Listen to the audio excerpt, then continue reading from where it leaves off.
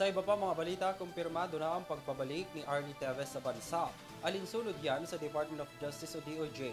Sabi ng DOJ, haharapin ni Teves ang mga kasong isinampa laban sa kanya. Narito ang aking report.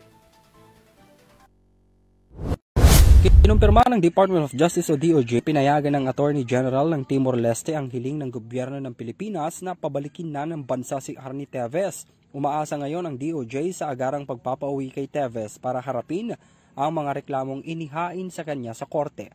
Nagpasalamat naman si Justice Secretary Jesus Crispin Rimulya sa Timor-Leste sa naturang hakbang at inaasahan nito ang araw na ihaharap na sa korte ang dating mambabatas para harapin ang kanyang mga kaso.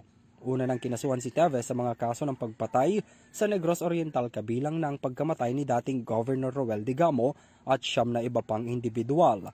Ayon sa kalihim, hindi lang ito tagumpay ng DOJ kundi ng buong Pilipinas at para sa bawat Pilipinong naniniwala na ang criminal justice sa bansa, sa wakas niya ay haharap na si Teves sa korte at masisimulan ng delayed na pagdinig sa kanyang mga kaso. Si Teves ay nahaharap sa 10 counts ng murder, 12 counts ng frustrated murder at 4 na bilang ng attempted murder sa Manila Regional Trial Court, Branch 51, kaugnay ng mga pamamaril noong March 4, 2023 sa Pamplona, Negros Oriental. Ikinutuwa naman ng may bahay ni Digamo na si Pamplona Mayor Janice Digamo ang balitang ibabalik si Teves sa Pilipinas.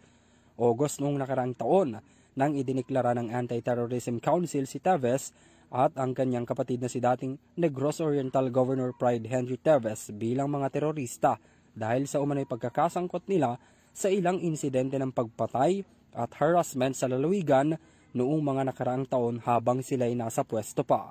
Para sa EuroTV News, ako si Henry V. Nicolas, sumasaludo sa bawat Pilipino.